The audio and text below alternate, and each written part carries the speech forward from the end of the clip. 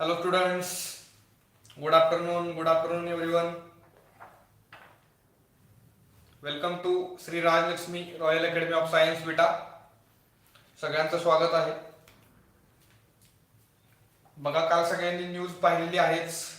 News मध्ये हे clear झालेलं आहे की यंदाच्या वर्षी महाराष्ट्र स्टेट बोर्डाने तुमची जी 12वीची परीक्षा आहे ती बोर्डाची परीक्षा कॅन्सल केलेली आहे. आणि ती परीक्षा कॅन्सल झाल्यामुळे बरेचसे आपल्यामध्ये जे काही कन्फ्युजन होतं ते कन्फ्युजन आता रिमूव्ह झालेलं आहे. आणि म्हणून आपल्याकडे आता एकच ऑप्शन आहे, तो म्हणजे कॉम्पिटिटिव्ह एक्झामची तयारी. ती आपल्या सगळ्यांसाठी अतिशय महत्वाची असणार आहे. सगळ्यात पहिल्यांदा आपण जी बेसिक एक्झाम देणार आहे त्याचं नाव आहे सीईटी. सीईटी तर सगळेजण कंपल्सरी देणार आहेतच. आणि म्हणून आपण इथून पुढं आजपासून जे लेक्चर्स घेणार आहे त्या लेक्चरमध्ये जास्तीत जास्त कॉम्पिटिटिव्ह एक्झामचा स्टडी व्हावा, त्याच्या दृष्टिकोनातून आपण सगळ्या कन्सेप्ट डिस्कस करणार आहे. सगळ्यात महत्वाचं म्हणजे सीईटीच्या सोबतच आपण जेई आणि नीट या दोन एंट्रन्स एक्झामला सुद्धा याच्यामध्ये कव्हर करणार आहे. त्याच्या रिलेटेड जे काही एमसीक्यूज असतील, ज्या काही कन्सेप्ट असतील, त्या सगळ्या कन्सेप्ट तुम्ही थोड्याशा बाय हार्ट करा. ठीक आहे. मग जास्त वेळ न घालवता आपण अगदी बेसिक पासून सुरुवात करणार आहे. या लेक्चर मध्ये आपण 11th स्टँडर्डचा जो फर्स्ट टॉपिक आहे तो आपण डिस्कस करणार आहे. आणि हा जो टॉपिक आहे 11thचा पहिला टॉपिक की ज्याचं नाव आहे मोल कन्सेप्ट. काय असणार आहे? मोल कन्सेप्ट. तो टॉपिक आपण बघूया. ओके. मग हेडिंग असणार आपलं की मोल कॉन्सेप्ट. ओके. जर प्रिव्हियस इयरला नीटला जर तुम्ही याच्यावरती जे क्वेश्चन्स विचारलेले आहेत हे जर क्वेश्चन्स बघितले असतील तर भरपूर क्वेश्चन्स या मोल कन्सेप्ट वरती विचारलेले आहेत. खूप साऱ्या कन्सेप्ट या टॉपिक मध्ये आपण डिस्कस करणार आहे की जेणेकरून आपल्याला या टॉपिक वरती जर एमसीक्यू विचारला गेला तर तो 100% सॉल्व्ह व्हायलाच पाहिजे. ठीक आहे. मग मोल कन्सेप्ट हे ऍक्च्युली टॉपिकचं नाव आहे. आणि मोल नावाचा जो वर्ड आहे तो वर्ड कुठून डिस्कवरी झाली या शब्दाची हे सगळं आपण अगदी बेसिक पासून याला शिकणार आहे. तर सगळ्यात पहिल्यांदा या टॉपिकला आपण सुरुवात करत असताना अटॉमिक मास म्हणजे काय आहे हे आपण बघूया. आणि अटॉमिक मास खूप साऱ्या कन्सेप्टचा आपल्याला आन्सर देत राहणार आहे. बघा स्ट्रक्चर ऑफ एटम मध्ये दोन कन्सेप्ट आहेत की ज्याचं नाव आहे अटॉमिक मास आणि अजून एक कन्सेप्ट आहे की ज्याचं नाव आहे अटॉमिक मास नंबर. ओके. या दोन कन्सेप्ट ज्या आहेत, अटॉमिक मास असेल किंवा अटॉमिक मास नंबर असेल, या दोन कन्सेप्ट टोटली डिफरंट आहेत. कशा आहेत? Totally different. काही लोकांना असं वाटत असेल की अटॉमिक मास आणि अटॉमिक मास नंबर या दोघांच्या मधला डिफरन्स काय, तर इथं डिफरन्स एका नंबरचा आहे असं नाही. पूर्ण टोटली डिफरंट कन्सेप्ट आहेत. अटॉमिक मास नंबर आपण काय करतो जनरली, तर सगळेचे सगळे न्यूट्रॉन आणि सगळेचे सगळे प्रोटॉन यांची आपण काय करतो, ऍडिशन करतो. न्यूट्रॉन प्लस प्रोटॉन हा आपल्याला अटॉमिक मास नंबर देणार आहे. आणि ही जी डेफिनेशन आहे अटॉमिक मास नंबरची, काय? It is the sum of all the neutrons and all the protons present in an atom is called as atomic mass number.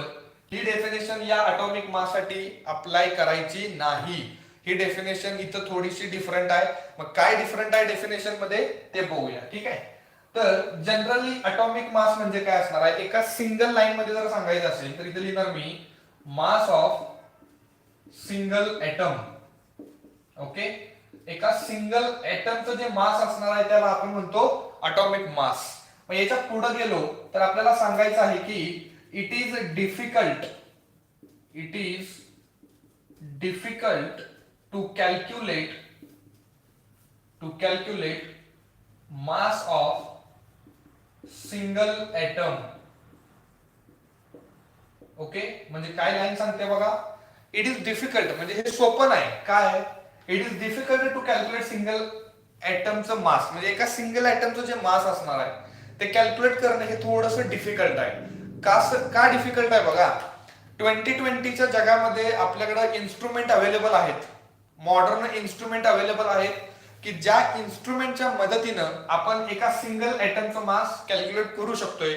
त्या इन्स्ट्रुमेंटला आपण म्हणतो मास स्पेक्ट्रोमीटर. ओके. मास स्पेक्ट्रोमीटर. मास spectrometer कोण असणार आहे? तर एक इन्स्ट्रुमेंट आहे, एक डिव्हाइस असणार आहे. आणि या इन्स्ट्रुमेंटच्या मदतीने आपण काय करतो, तर एका सिंगल ऍटमचं मास कॅल्क्युलेट करू शकतो. हे आजच्या जगामध्ये शक्य आहे. पण मला सांगा, जेव्हा 1800 चा काळ होता, 1800 म्हणजे जेव्हा डाल्टन वगैरे हे सायंटिस्ट होते, इन 1800 म्हणजे त्या काळातले जे सायंटिस्ट होते ते कोण कोण? डाल्टन असेल, जे थॉम्सन असतील, रुदरफोर्ड असेल, हे जे सायंटिस्ट आहेत त्यांच्या काळामध्ये एका सिंगल ऍटमचं जे मास आहे ते कॅल्क्युलेट करणं हे थोडंसं कसं होतं, डिफिकल्ट होतं. त्याच्यामुळं काय केलं आपण, एका सिंगल ऍटमचा मास जर आपल्याला कॅल्क्युलेट करायचा असेल तर आपण एक टेक्निक आणि जुगाड वापरली. ती टेक्निक काय आहे बघा, इन 1800 एक टेक्निक अशी वापरली. आपण समजा इथे एक वेट बॅलन्स घेतलेला आहे. Okay, this is a weight balance, आणि ही वेट बॅलन्सची लेफ्ट साइड असणार आहे आणि ही वेट बॅलन्सची राईट साइड असणार आहे. एक टेक्निकच केली पाहिजे आपल्याला, आणि त्या टेक्निकने आपल्याला काय मिळणार आहे, तर एका सिंगल ऍटमचं मास मिळणार आहे. मग हा एक वेट बॅलन्स असणार आहे. इथे लिहितो मी वेट बॅलन्स. या वेट बॅलन्स मध्ये ही लेफ्ट साइड असणार आहे, ही राईट साइड असणार आहे. ओके, समजा इथं मी एखादा ब्लॉक ठेवला आहे. ओके, हा एक सर्टन मास असलेला एक ब्लॉक आहे, आणि या ब्लॉकचं मला काय पाहिजे, मास पाहिजे. ओके, जेव्हा मी लेफ्ट साइडला हा ब्लॉक ठेवणार आहे तेव्हा ही जी लेफ्ट साइड आहे ती खाली जाणार आहे, डाऊनवर्ड डायरेक्शनला जाणार आहे. आणि ही जी साइड आहे राईट साइड ती थोडीशी कुठे जाणार आहे, वरती जाणार आहे, अपवर्डला जाणार आहे. कारण या ब्लॉकचं काहीतरी मास असेल, म्हणून ते मास असलेला ब्लॉक काय करतो, या लेफ्ट साइडला खाली ढकलतो.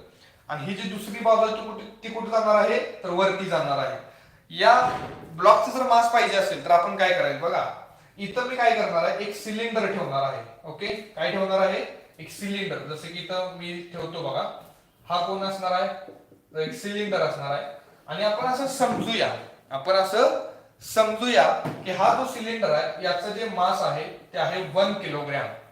किती असणार आहे, 1 किलोग्रॅम असं समजूया. म्हणजे काय, आपल्याला हे माहित नाही, हे स्पेसिफाय अजून कोणी मेन्शन केलं नाही, हे सांगितलं नाही की 1 किलोग्रॅम म्हणजे काय, हे अजून कोणी हे सांगितलेलं नव्हतं त्या काळामध्ये. मग आपण काय केलं, तर एक सिलेंडर घेतला. ओके, त्या सिलेंडरला आपण असं समजलं की त्याचं मास किती असणार आहे, 1 किलोग्रॅम असणार आहे. मग मी ते एक सिलेंडर पुट केला 1 किलोग्रॅम मास असलेला. थोडस ही राईट साइड कुठे येणार आहे, मग खाली येणार आहे. असे मी 20 सिलेंडर्स, किती बघा, 20 सिलेंडर्स जेव्हा या राईट साइडला पुट करणार आहे, ठेवणार आहे, तेव्हा ही जी बाजू आहे राईट साइड वाली ती कुठे येणार आहे, खाली येणार आहे. आणि म्हणजे जेव्हा ह्या दोन साइड्स इक्वल होणार आहेत तेव्हा मग आपण काय करू शकतो, मास कम्पेअर करू शकतो. कुणाचं मास, या ब्लॉकचं मास या सिलेंडरच्या मासला काय करू शकतो, कम्पेअर करू शकतो. मग आता आपण काय सांगू शकतो, मास ऑफ ऑब्जेक्ट, हा एक ऑब्जेक्ट आहे, या ऑब्जेक्टचं जे मास आहे ते किती असेल, 20 सिलेंडर. बरोबर. ओके, त्याच्यानंतर समजा इथं मी एखादी कार गाडी पुट केली. जसं की समजण्यासाठी हा एक टेक्निकचा प्रकार आहे, हे सगळ्यांना डे टू डे लाईफ मध्ये आपण याला बघत आहेच, करतोय, प्रॅक्टिकली आपण करतोय. समजा इथं आपण एखादी कार गाडी ठेवलेली आहे. ओके, आणि या कार गाडीचं मला मास पाहिजे. जर या कार गाडीचं मास पाहिजे असेल, आता ही कार गाडी कोणती आहे असं तुमच्या मनामध्ये जर प्रश्न आला असेल तर तुमची फेवरेट कोणती आहे ती इथं पुट करा. ऑडी असेल, BMW असेल, अल्टो असेल, आणि कुठलीही ती कार गाडी मी इथं पुट केल्यानंतर ही जी दुसरी साइड आहे ती दुसरी साइड काय होणार आहे, तर ती वरती जाणार आहे. बरोबर. यस सर, कारण या कार गाडीचं काहीतरी मास असेल त्याच्यामुळे ही बाजू म्हणजे ही जी लेफ्ट साइड आहे ती खाली येणार आहे आणि राईट साइड वरती जाणार आहे. मग आता आपल्याला काय करायचं आहे, तर या राईट साइडला हे सिलेंडर पुट करा. जर इथं सिलेंडर पुट करायला मी चालू केलं तर हळूहळू काय होणार आहे, ही जी राईट साइड आहे ती खाली खाली येणार आहे. आणि एक टाइम असं येणार आहे की आपण खूप सारे सिलेंडर तिथं पुट केले. खूप सारे सिलेंडर पुट केल्यानंतर या दोन्ही बाजू काय झाल्या, इक्वल झाल्या. सपोज आपण इथं 500 सिलेंडर्स पुट केले. किती, 500 सिलेंडर सपोज. मग आपण याच्यामध्ये काय सांगू शकतोय, mass of cylinder, sorry mass of car. आपल्याला कारचं मास पाहिजे ना, ते कम्पेअर करलं. कुणाला कम्पेअर केलं आपण, तर या सिलेंडरच्या मासला. किती आलं, तर 500 सिलेंडर. Okay, 500 cylinder. मग असं आपण टेक्निकच्या मदतीने काय करत गेलो, मासेस कम्पेअर करत गेलो. कुणाचं मास, तर या कारचं मास सिलेंडरला कम्पेअर करा, ऑब्जेक्टचं मास सिलेंडरला कम्पेअर करा. सिमिलर टू दॅट वे समजा इथे एखादा आपण हत्ती ठेवला असेल, काय ठेवला, हत्ती, त्या हत्तीचं मास पाहिजे आपल्याला. त्या हत्तीचं मास पाहिजे असेल तर आपण काय केलं, इथं 1000 सिलेंडर पुट केले. किती? 1000 सिलेंडर पुट केल्यानंतर या दोन साइड्स काय झाल्या, इक्वल झाल्या. म्हणजे या हत्तीचं मास, इलेफंटचं मास या सिलेंडरला कम्पेअर केल्यानंतर किती दिसलं, तर 1000 सिलेंडर. म्हणजे मास ऑफ एलिफंट किती असेल, 1000 सिलेंडर असणार आहे. बरोबर का? Yes sir. पण आपण मॉडर्न जगातील पोरं आहोत आणि हे सिलेंडर सिलेंडर सिलेंडर दरवेळी लिहिताना आपल्याला थोडासा कंटाळा येतोय. आणि सगळे हे लॉकडाऊन मध्ये सगळे पोरं आळशी झालेले आहेतच. मग हे आपला आळस थोडासा काय होणार, इथं नडणार आहे. हे दरवेळी सिलेंडर सिलेंडर सिलेंडर असा वर्ड आपल्याला तिथं यूज करावा लागतोय. त्याच्या ठिकाणी आपण काय समजलंय, या सिलेंडरला आपण 1 किलोग्रॅम असं समजलंय ना. मग त्याच्या ठिकाणी आपण काय ठेवू शकतो, किलोग्रॅम मास ठेवू शकतो ना, ठेवू शकतो की. मग याचं मास किती होणार, 20 केजी. याचं किती होणार, 500 केजी. आणि या इलेफंटचं किती होणार, 1000 केजी. असं ते मासेस होत जाणार आहेत. म्हणजे मास ऑफ ऑब्जेक्ट किती आलं बघा, 20 किलोग्रॅम. मास ऑफ कार किती आलं, 500 किलोग्रॅम. आणि मास ऑफ इलेमेंट किती असणार आहे, 1000 किलोग्रॅम. सेम टेक्निक 1800च्या टाइम्स मध्ये जे सायंटिस्ट होते, त्या सायंटिस्टनी सेम टेक्निक वापरलेली आहे. कशासाठी वापरलेली आहे, तर एका सिंगल ऍटमचं जे मास असतं ते मास कॅल्क्युलेट करण्यासाठी. ओके. मग आता आपल्यासाठी इथं हे जे सिलेंडर आहे, या सिलेंडरला आपण म्हणूया स्टँडर्ड क्वांटिटी. या सिलेंडरला आपण काय समजायचं, स्टँडर्ड क्वांटिटी. का समजायचं स्टँडर्ड क्वांटिटी, कारण ऑब्जेक्टचं मास असेल, कारचं मास असेल किंवा इलेफंटचं मास असेल, या स्टँडर्ड क्वांटिटीला आपण काय करायचं, ते कम्पेअर करायचं आहे. मग ऑब्जेक्ट आणि स्टँडर्ड मध्ये रिलेशन दिसलंय, mass of object is equal to 20 times of the standard quantity. बरोबर का? मग हे असं हे तुमच्यासाठी सिलेंडर कोण असणार आहे, स्टँडर्ड क्वांटिटी. मग 1800 टाइम्स मध्ये जे सायंटिस्ट होते, त्या सायंटिस्टनी एक अशी स्टँडर्ड क्वांटिटी तयार केलेली होती. मग ती स्टँडर्ड क्वांटिटी काय होती, ती पहिला बघूया. याचा एक स्क्रीनशॉट घ्या.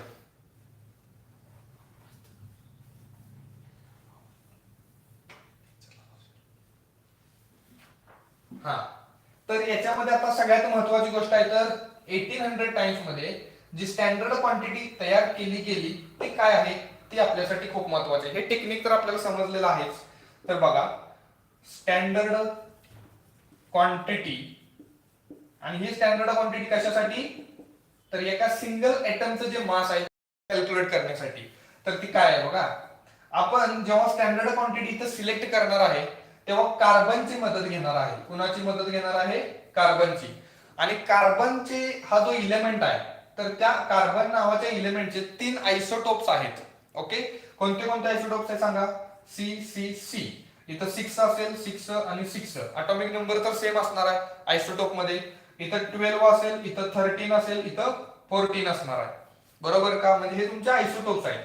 आणि जर पर्सेंटेज अबंडन्स आपण चेक केलं, म्हणजे नेचर मध्ये सर्वात जास्त प्रमाणात जो आयसोटोप आपल्याला अवेलेबल भेटतो तो आहे C12, की ज्याचं पर्सेंटेज आहे 98%.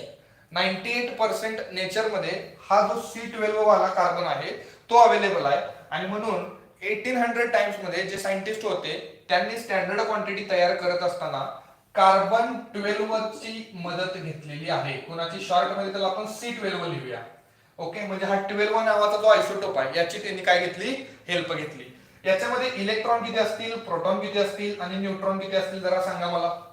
अटॉमिक नंबर 6 आहे, म्हणजे इलेक्ट्रॉन पण 6 असतील, प्रोटॉन पण 6 असतील. आता न्यूट्रॉन कसे कॅल्क्युलेट केले जातात, तर atomic mass number minus atomic number.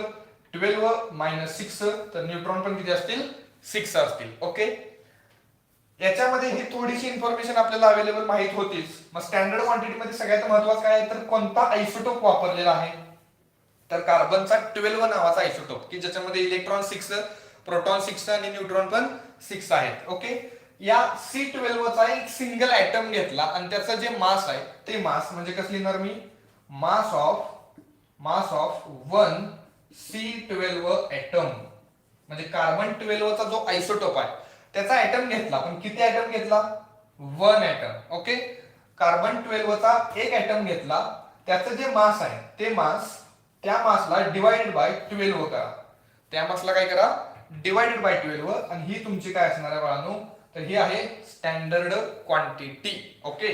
ही स्टँडर्ड क्वांटिटी त्या सायंटिस्टनी तयार केली आणि या स्टँडर्ड क्वांटिटीला काय करत गेले तर ते मासेस कम्पेअर करत गेले. कसे कम्पेअर करत गेले तर बघूया.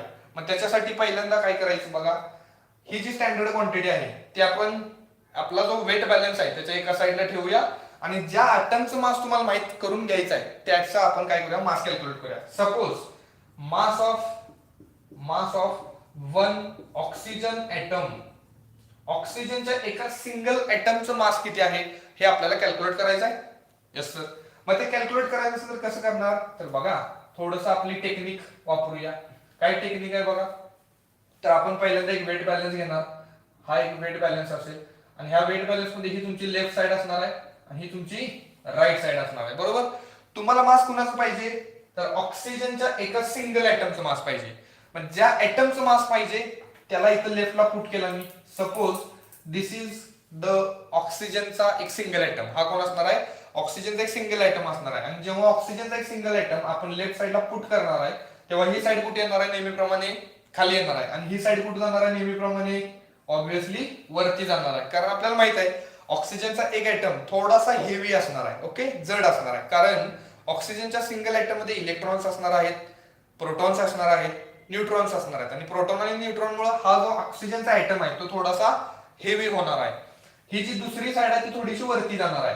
आता इथं आपण स्टँडर्ड क्वांटिटी, याच्या अगोदर स्टँडर्ड क्वांटिटी कोणती होती आपली सिलेंडर होती. त्यामुळे इथं सिलेंडर पुट करत गेलो आणि आपण त्याच्या सिलेंडरच्या मासला या मासला काय करत गेलो कम्पेअर करत गेलो. पण आता स्टँडर्ड क्वांटिटी आपली कुठली आहे त्या सायंटिस्टनी तयार केलेली तर ही स्टँडर्ड क्वांटिटी आहे. ओके, कोणती mass of 1C12 atom divided by 12. Okay sir, yes. मग ही जी स्टँडर्ड क्वांटिटी आहे ती मी एकदा पुट केली म्हणून मी इथं एक डॉट दाखवतोय. ओके, दुसऱ्यांदा पुट केली, तिसऱ्यांदा पुट केली, 4, 5, 6, 7, 8, 9, 10, 11, 12, 13, 14, 15, 16. म्हणजे ही जी स्टँडर्ड क्वांटिटी आहे ती 16 टाइम्स, किती टाइम्स 16 टाइम्स मी इथं पुट करणार आहे की जेणेकरून काय होणार आहे ही जी दुसरी साइड आहे ती थोडीशी खाली येणार आहे आणि या दोन साइड काय होणार आहेत इक्वल होणार आहेत. मग मला सांगा mass of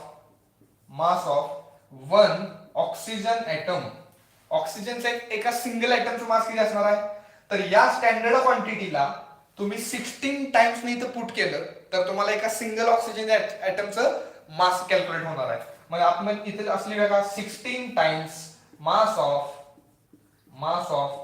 1C12 atom divided by काय असणार आहे 12 असणार आहे. म्हणजे ही तुमची कोण आहे स्टँडर्ड क्वांटिटी. ही स्टँडर्ड क्वांटिटी किती टाइम्स तुम्ही तिथे पुट केलेली आहे तर 16 टाइम्स पुट केलेली आहे.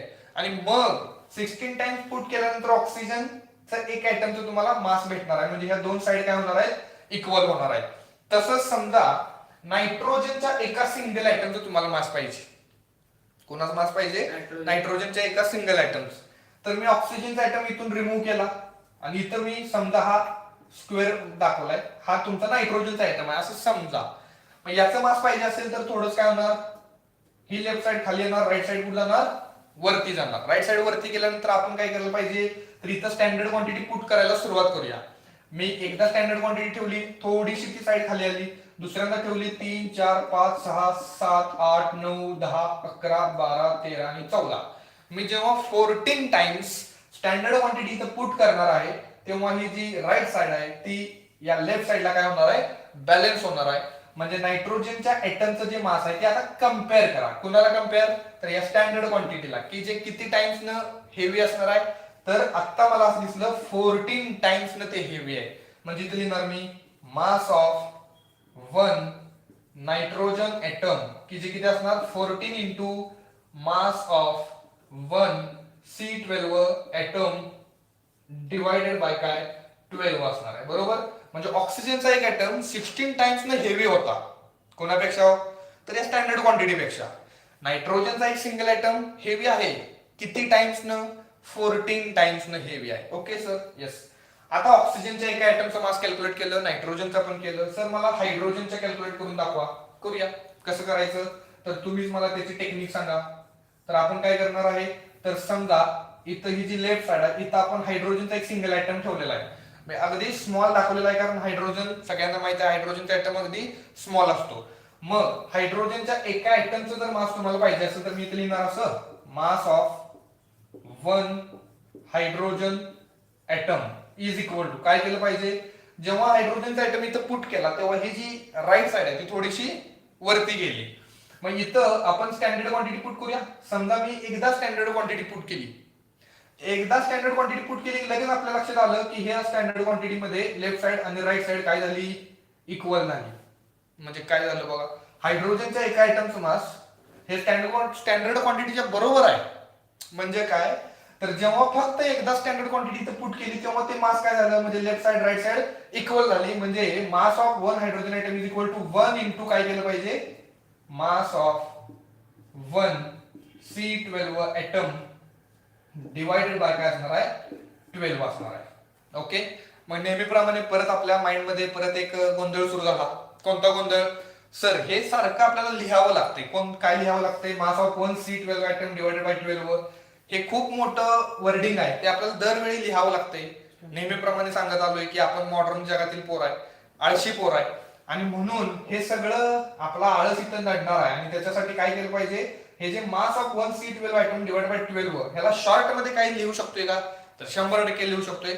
आणि ते काय लिहिलं जातंय ते बघा. जसं सिलेंडरला तुम्ही शॉर्ट मध्ये काय सांगितलं, किलोग्राम, तसं ह्या स्टँडर्ड क्वांटिटीला शॉर्ट मध्ये आपण असं म्हणायचं, atomic mass unit. Okay, short मध्ये आपण काय म्हणूया, अटॉमिक मास युनिट. आणि जर पहिलं लेटर एकत्र केलं तर त्याचा फॉर्म असा असणार आहे AMU. काय असणार आहे, AMU. मग आता जर इथं आपण जे मासेस कॅल्क्युलेट केलेले आहेत त्यांचं मास कसं असेल सांगा मला. Mass of one oxygen atom, बघा, mass of one oxygen atom is equal to काय असणार आहे, 16 इंटू या स्टँडर्ड क्वांटिटीला आपण शॉर्ट मध्ये काय म्हणायला सांगितलंय, AMU. म्हणजे इथं असं होईल 16 AMU. Okay, yes sir. त्याच्यानंतर mass of one nitrogen atom कसं होणार आहे, तर नायट्रोजनच्या एका सिंगल ऍटमचा मास किती होणार आहे, तर ते होणार आहे 14 AMU. म्हणजे या स्टँडर्ड क्वांटिटीच्या ठिकाणी फक्त आपण काय पुट करणार आहे, AMU. Mass of one hydrogen atom किती होणार आहे, तर ते 1 AMU. ओके, मग हे आहे आपले अटॉमिक मासेस. म्हणजे असे अटॉमिक मासेस कंपेअर केले गेलेले आहेत. आणि जेव्हा आपण 12वी मध्ये न्यूमेरिकल प्रॉब्लेम सॉल्व्ह करत असतोय तेव्हा ब्रॅकेट मध्ये आपल्याला अटॉमिक मासेस दिलेले असतात. बघा, हायड्रोजनचं 1 दिलेलं असते, ओके, कार्बनचं 12 दिलं असते, नायट्रोजनचं 14 दिलं असते, ऑक्सिजनचं 16 दिलं असते. हे जे अटॉमिक मासेस आहेत ते सगळे असेच कॅल्क्युलेट केलेले अटॉमिक मासेस आहेत.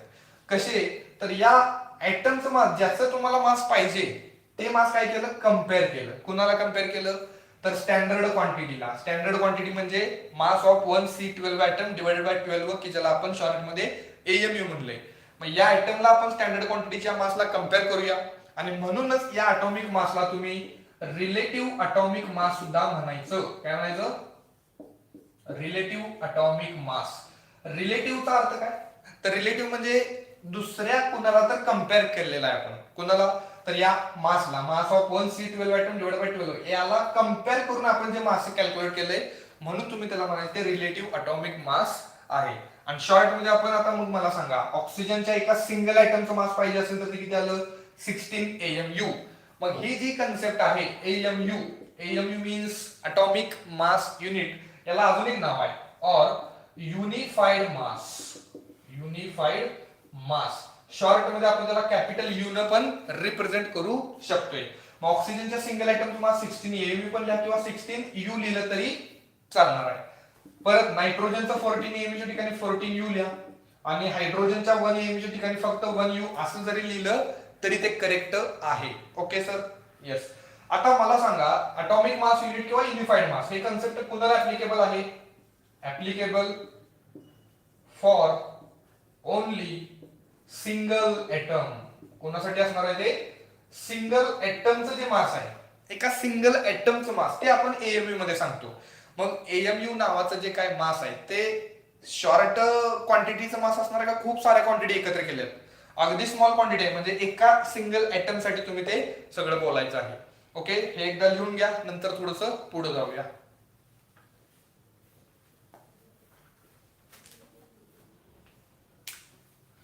हा, याच्यानंतर मग आतापर्यंत आपल्याला काय काय समजलं ते अगदी शॉर्ट मध्ये मी तुम्हाला सांगण्याचा प्रयत्न करतो. बघा, आपली स्टँडर्ड क्वांटिटी काय सांगा पहिल्यांदा. स्टँडर्ड क्वांटिटी सर आमच्या अशा आहे, mass of 1 C12 atom divided by 12 is equal to काय, इज इक्वल टू 1 AMU असं पण आपण म्हणायचं सांगितलंय. ओके, मग याच्यानंतर अटॉमिक मासची डेफिनेशन काय असेल, तर डेफिनेशन तयार करूया. कशी डेफिनेशन तयार करायची बघा. आपण आता याच्या अगोदर काय बघितलं, तर mass of 1 oxygen atom is equal to 16 into mass of 1 C12 atom divided by 12. अगदी शॉर्ट मध्ये अटॉमिक मासची डेफिनेशन जर करायची असेल तर कशी डेफिनेशन असेल बघा.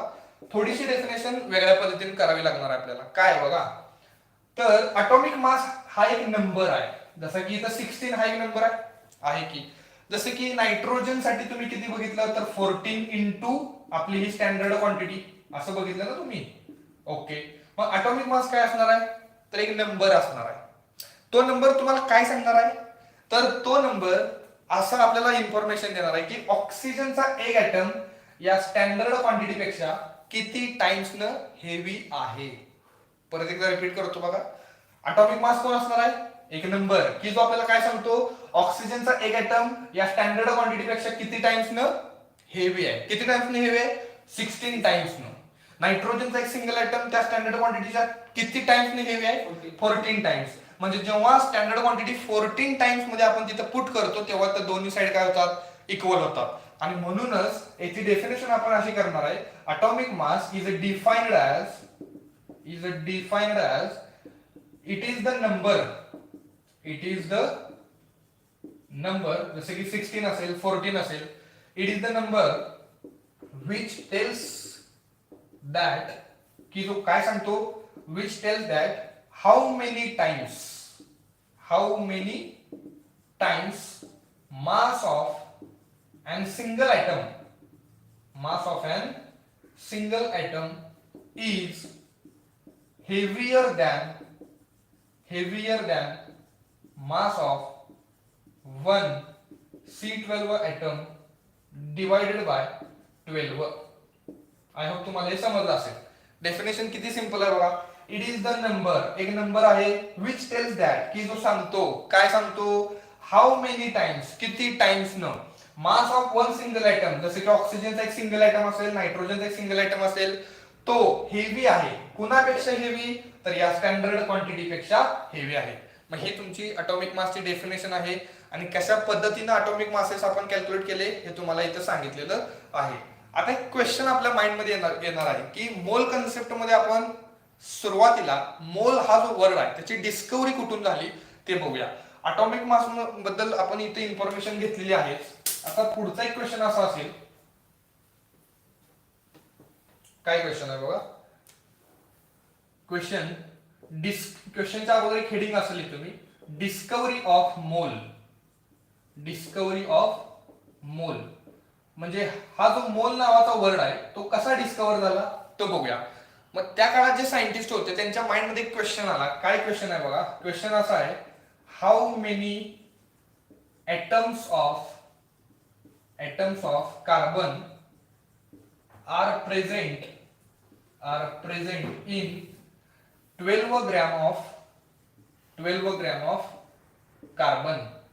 कार्बन 12 ग्रॅम म्हणजे कार्बन जो काय इलेमेंट आहे त्याचा आपण मास किती घेतलंय, 12 ग्रॅम. मग 12 ग्रॅम कार्बन जर आपण वेट बॅलन्सच्या मदतीने वेट करून घेतला असेल तर त्या 12 ग्रॅम कार्बन मध्ये किती कार्बनचे एटम्स आहेत ते आपल्याला काय करायचं आहे, समजून घ्यायचं आहे. मग आता बघा, आत्ताच्या मॉडर्न जगामध्ये आपल्याकडे एक इन्स्ट्रुमेंट आहे की ज्या इन्स्ट्रुमेंटच्या मदतीने आपण काय करू शकतो, तर एका सिंगल ऍटमचं मास काय करू शकतो, कॅल्क्युलेट करू शकतो. त्या इन्स्ट्रुमेंटचं नाव काय आहे, मास स्पेक्ट्रोमीटर. मग इथे लिहिणार मी, फ्रॉम मास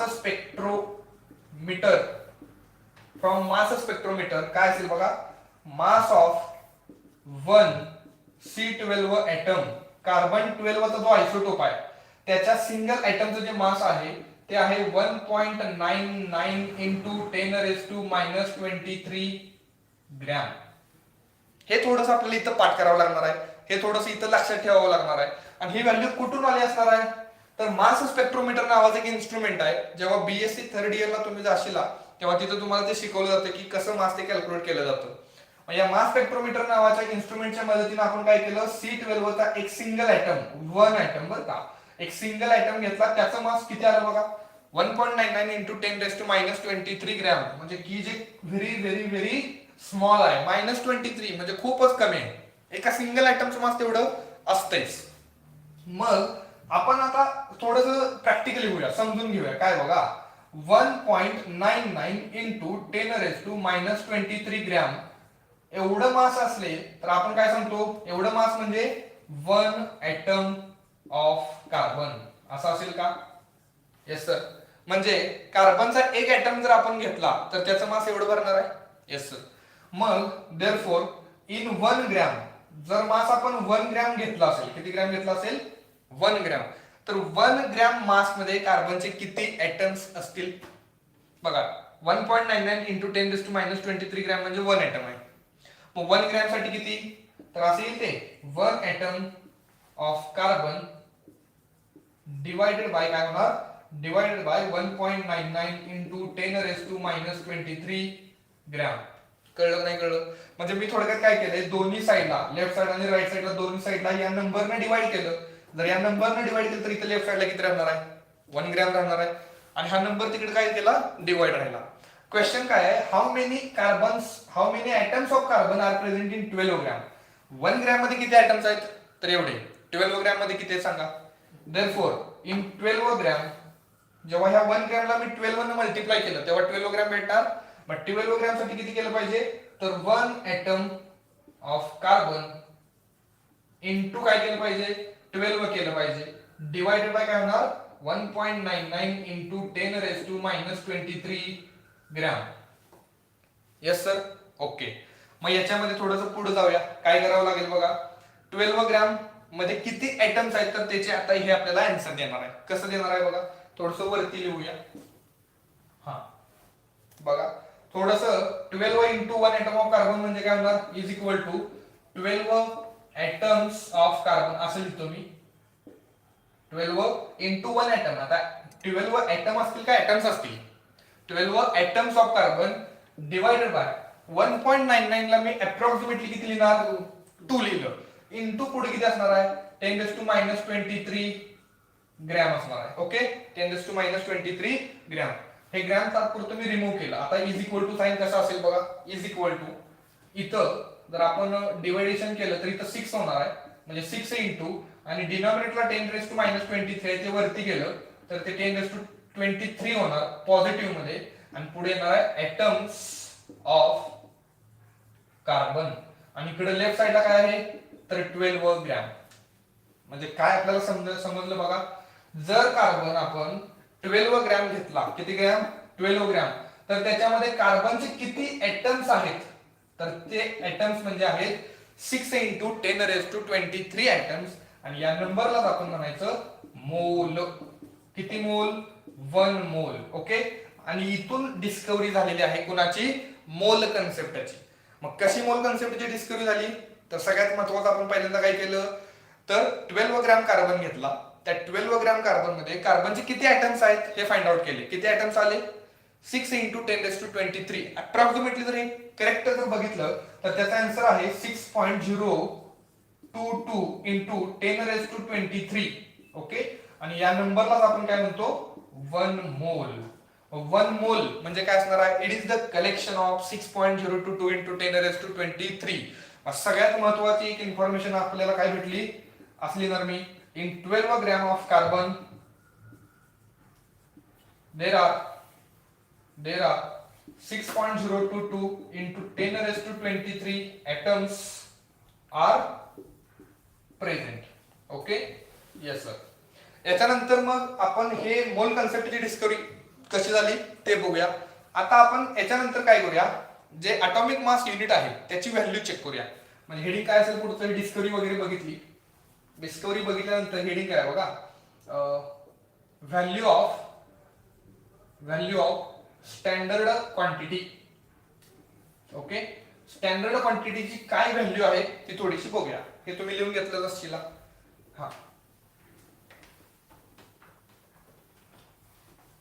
काय कशी व्हॅल्यू असेल बघा, सर्वात पहिल्यांदा मला सांगा स्टँडर्ड क्वांटिटी काय आहे आपली, तर ती आहे mass of 1C12 atom divided by काय 12, ही तुमची स्टँडर्ड क्वांटिटी आहे. ओके. आणि आत्ताच आपण काय बघितलं, आत्ताच असं बघितलं की मास स्पेक्ट्रोमीटरच्या मदतीनं मास ऑफ 1C12 ऍटम किती आलेला आहे, तर त्याचा आन्सर आहे 1.99 into 10⁻⁻23 gram. From mass spectrometer ते आपण मास कॅल्क्युलेट केलेला आहे, डिवायडेड बाय काय असणार आहे, तर 12 असणार आहे. हे जे आन्सर आहे, हे आन्सर तुम्हाला काय देणार आहे, तर या स्टँडर्ड क्वांटिटीची व्हॅल्यू देणार आहे. मग ते कसं असेल जरा कॅल्क्युलेट करा. तर 1.99 म्हणजे 2 इंटू 10⁻⁻23 ग्रॅम आणि डिवायडेड बाय 12. ओके, म्हणजे इथं 1/6 येणार आहे, म्हणजे 1 इंटू 10⁻⁻23 ग्रॅम डिवायडेड बाय 6. आता बघा हे सॉल्व्ह करून किती येते, तर 6 आणि 1 ला जर डिवाइड केलं, 6 आणि 1 ला, तर इथं 0.167 इंटू 10⁻⁻23 ग्रॅम. थोडस स्टँडर्ड क्वांटिटी मध्ये सायंटिफिक नोटेशनच्या रूपात लिहूया. कसं लिहिणार, हा डेसिमल पॉईंट पुढे घेऊन जावा. डेसिमल पॉईंट पुढे गेला तर ते होणार 1.67 इंटू 10⁻⁻24 होणार. डेसिमल पॉईंट पुढे गेला तर 10th पॉवर पाठीमागे जाणार, म्हणजे -24 gram. And this is the value of standard quantity, की जे किती असणार आहे 1.67 इंटू 10⁻⁻24 ग्रॅम. मग आतापर्यंत आपल्याला काय काय कळलं, तर शॉर्ट मध्ये बघा, शॉर्ट मध्ये असं लिहिणार मास of 1C12 atom divided by 12, यालाच तुम्ही काय म्हणता 1 AMU. ओके, थोडस याचा स्क्रीनशॉट घ्या. हा, आणि याला तुम्ही 1 AMU जर असं म्हणत असशील, या स्टँडर्ड क्वांटिटीला आपण सांगितलंय 1 AMU, आणि 1 AMU ची व्हॅल्यू किती आल्या, तर 1.67 इंटू 10⁻⁻24 ग्रॅम. कसं आलेलं आहे ते थोडंसं इथं बघून घ्या. ओके, मग हे तुमचं असणार आहे स्टँडर्ड क्वांटिटी. मग एकच स्टँडर्ड क्वांटिटी आपण 3 टाइम मध्ये लिहू शकतो. पहिल्यांदा थोडंसं हे कॉम्प्लिकेटेड आहे, परंतु आपण याला परत जाऊन पुढे सांगितलं तर ते 1 AMU आहे, आणि 1 AMU ची व्हॅल्यू किती असणार आहे, तर 1.67 इंटू 10⁻⁻24 ग्रॅम. मग सर हे काय होतं, 1.99 इंटू 10⁻⁻23 ग्रॅम, हे काय होतं, this is the mass of 1C12 atom. Carbon 12 चा एक ऍटम असेल तर ते त्याचं मास आहे, की जे मास स्पेक्ट्रोमीटरच्या मदतीने आलेला आहे. त्या मासला जर तुम्ही डिवाइड बाय 12 केलं तर आपल्या स्टँडर्ड क्वांटिटीचे मास मिळणार आहे. आणि ते स्टँडर्ड क्वांटिटीचे मास किती आले, 1.67 इंटू 10⁻⁻24 ग्रॅम. ओके, हे लिहून घ्या. मग आता याच्यानंतर जो पार्ट तुम्हाला मी सांगणार आहे, खूप खूप इम्पॉर्टंट आहे. काय आणि कसा महत्वाचा आहे बघा. याच्यामध्ये आपलं जे अटॉमिक मास आहे, अटॉमिक मास, ते अटॉमिक मास आपण 2 वे मध्ये काय करू शकतो, डिफाइन करू शकतो. पहिला वे आहे बघा कोणता, पहिला वे आहे in AMU. Okay, atomic mass unit मध्ये पण ते मास आपण काय करू शकतो, सांगू शकतो. आणि हे अटॉमिक मास आपण ग्रॅम मध्ये पण सांगू शकतो, ग्रॅम अटॉमिक मास. ओके, म्हणजे AMU मध्ये पण सांगायचं आणि ग्रॅम मध्ये पण सांगायचं. मग AMU मध्ये जेव्हा सांगणार आहे तेव्हा त्याचा अर्थ काय असतो, म्हणजे इथली लिहिणार मी defined for only single atom. म्हणजे जेव्हा न्यूमेरिकल प्रॉब्लेम मध्ये तुम्हाला असं कुठं दिसणार आहे 16 AMU, तर हे 16 AMU म्हणजे काय असणार आहे, 16 AMU म्हणजे this is the mass of single atom. जेव्हा इथं 14 AMU असं दिसणार आहे तेव्हा 14 AMU काय असणार आहे, this is the mass of 1 single atom. Okay, आता इकडे या, ग्रॅम अटॉमिक मास म्हणजे काय, हे कोणासाठी डिफाइन होणार आहे, तर इथे लिहिणार मी डिफाइन्ड फॉर 6.022 इंटू 10⁻23 एटम्स. म्हणजे एका सिंगल एटमचं मास AMU मध्ये सांगितलं जाते, तर 6.022 इंटू 10⁻23 एटमचं मास ग्रॅम मध्ये सांगितलं जातं. म्हणजे this is the major difference. काय मेजर डिफरन्स आहे, AMU कोणासाठी असणार, सिंगल एटम साठी, आणि हे जे ग्रॅम असणार आहे ग्रॅम, ते ग्रॅम कोणासाठी असणार आहे 6.022 इंटू 10⁻23 साठी. म्हणजे जेव्हा मी इथं असं लिहिणार आहे 16 ग्रॅम, काय लिहिलं बघा मी 16 ग्रॅम, इथं काय लिहिलं 16 AMU, तर त्याचा अर्थ तर this is the mass of one atom. आणि हे 16 ग्रॅम म्हणजे काय, 16 gram means mass of 6.022 into 10 raised to 23 oxygen atom is equal to 16 gram. कळलं नाही कळलं? म्हणजे इथं जर असं असेल mass of one oxygen atom की जे किती येणार 16 AMU, आणि जर असं असेल mass of 6.022 into 10 raised to 23 oxygen atom, तर ते किती असणार आहे 16 ग्रॅम. काय चेष्टा करताय सर, तुम्ही फक्त नंबरचा म्हणजे फरक ठेवलाय, म्हणजे कसं 16 AMU आणि 16 ग्रॅम या दोघांच्या मध्ये काय डिफरन्स आहे, मेजर डिफरन्स तुम्हाला सांगितलेला आहे, फक्त हा नंबर सेम ठेवा. जसं की 16 नंबर तर सेम ठेवावा लागणार आहे, 16 त्याच्या पुढं इथं तुम्ही युनिट काय लिहिलंय ते युनिट सांगणार आहे, ते मास कोणाचं आहे. हे AMU युनिट काय सांगताय, हे AMU युनिट कोणासाठी असणार आहे सिंगल आयटम साठी, आणि हे ग्रॅम कोणासाठी असणार आहे, तर ग्रॅम असणार आहे 6.022 into 10 raised to 23 ॲटम साठी. म्हणजे युनिट बदललं तर चालेल, फक्त हा जो पाठीमागा नंबर आहे तो नंबर तसाच ठेवावा लागणार आपल्याला, बरोबर का? हे कसं शक्य आहे सर, तर बघूया आपण हे प्रॅक्टिकली प्रूव्ह करूया. पहिल्याचा स्क्रीनशॉट घ्या. हा, मग आपल्या माइंड मध्ये परत एक प्रश्न तयार झालेला आहे. कोणता प्रश्न सर, तुम्ही काय सांगताय नंबर तसाच ठेवा, फक्त पुढचं युनिट चेंज करा, AMU किंवा ग्रॅम, बरोबर? मग ह्याचा पहिला अर्थ सांगा. 16 AMU म्हणजे काय, 16 AMU म्हणजे mass of one oxygen atom is equal to 16 AMU. Okay, आणि मी जर असं लिहिलं mass of 6.022 into 10 raised to 23 oxygen atoms is equal to किती असणार 16 ग्रॅम. म्हणजे एक ॲटम साठी AMU, तर एवढ्या ॲटम्स साठी किती असणार आहे ते ग्रॅम मध्ये सांगा, बरोबर का नाही? येस. मग याच्यामध्ये आपण फक्त युनिट चेंज केले हो, युनिट चेंज केलंय, पाठीमागा जो नंबर आहे तो नंबर कॉन्स्टंट ठेवलाय की 16. How is this possible?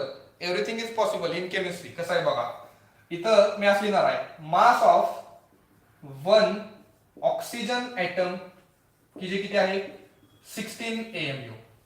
Is it right or wrong? Yes sir, right. असं लिहिलं तर चालेल का, mass of 6.022 into 10 raised to 23 oxygen atoms is equal to किती असेल? काय म्हणजे काय सोडवण्याची पद्धत काय सांगा. एका सिंगल ॲटमचा 16 AMU आहे, तर एवढ्या ॲटमचा मास पाहिजे, काय केलं पाहिजे, एका ॲटमचं किती आहे 16 AMU इनटू किती ॲटमचं पाहिजे, तर एवढ्या ॲटमचं म्हणजे 6.022 into 10 raised to 23. समझ में आया?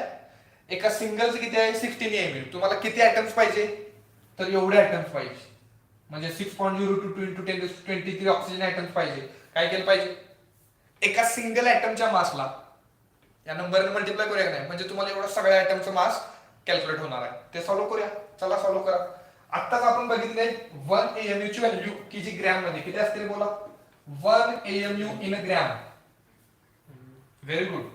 1.67 into 10 raised to -24 gram. Yes sir, okay. याच्यामध्ये मग इथं तुम्हाला AMU नावाचं युनिट दिसतंय का, हे AMU, त्या AMU च्या ठिकाणी ही व्हॅल्यू पुट केली तर चालेल का? चालणार की सर, कारण की AMU ची ते व्हॅल्यूज आहे ना, म्हणजे कसं होणार 16 इंटू ह्या AMU ला ग्रॅम मध्ये कन्वर्ट करूया, म्हणजे बरोबर ना, ह्या AMU ला आपल्याला ग्रॅम मध्ये कन्वर्ट करायचं आहे, म्हणजे कसं होणार 16 into 1.67 into 10 raised to -24 gram into हा नंबर आहे तसाच 6.022 इंटू 10 raised to 23. हे सगळे कॅल्क्युलेशन सॉल्व्ह करा, तुम्हाला आन्सर किती येते सापडते. बघा सॉल्व्ह करूया आपण, चला. कसं होणार बघा, 16 into 1.67 into 10 raised to -24 into 10⁻23 अगोदर घ्या इंटू 10 raised to 23 इंटू हे 6.022 ला मी अप्रॉक्सिमेटली 6 समजतो, ठीक आहे? Yes sir. आणि ते ग्रॅम राहिले बघा, ते ग्रॅम इथं लास्टला पुट करा, ठीक आहे? मग आता काय करूया, तर इथं असं करूया 16 इंटू 1.67 इंटू हे 6 अगोदर लिहिलं इंटू ह्या दोघांचं कॅल्क्युलेशन सांगा. 10 raised to -24 into 10 raised to 23 म्हणजे 10 raised to -1. Yes sir, yes. आणि पुढे काय राहिलं ग्रॅम. या दोघांचं कॅल्क्युलेशन सिंपल आहे का कॉम्प्लिकेटेड आहे? सिंपल आहे, करा कॅल्क्युलेशन. 16 इंटू 6 न मल्टिप्लाय करा, इथं 2 येणार, इथं 4, 36 40 4 5 6 4 10 म्हणजे 1002 आणि हे बघितलं तर 10.02 येणार आहे इंटू किती असणार आहे 10⁻⁻1 ग्रॅम. Yes sir. ओके. आता हे थोडंसं आपण काय करूया, कॅल्क्युलेशन सॉल्व्ह करूया. म्हणजे 16 इंटू 10 ची पॉवर -1 चं 0 करा, म्हणजे ही 10 ची पॉवर इन्क्रीज केली तर हा डेसिमल पॉईंट कुठे येणार, पाठीमागं. म्हणजे कसं होणार 1.00 ते पुढचं राहू द्या 2 आणि पुढे काय असणार आहे gram. 16 into 1.00 means 16 into 1.00 means 16 gram. आता प्रूफ भेटलं का सगळ्यांना?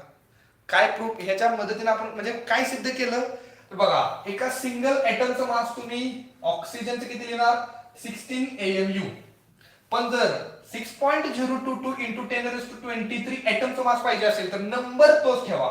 कुठला नंबर 16 नंबर तोच ठेवला, जसं की इथं पण नंबर तोच आला नाही, फक्त काय चेंज झालं, हे जे युनिट आहे ना ते चेंज झालं. AMU काय झालं ग्रॅम झालं. म्हणजे कळलं का तुम्हाला? म्हणजे ह्या युनिट मध्ये आपल्याला अजिबात कन्फ्युजन होऊन द्यायचं नाही. काय सांगतं परत एकदा मी रिपीट करतो, AMU एका सिंगल आयटम साठी असणार आणि ग्रॅम एवढ्या पार्टिकल साठी असणार. ओके, हे तुम्ही कॉपी करा. आपण याच्यानंतरचा पार्ट बघूया.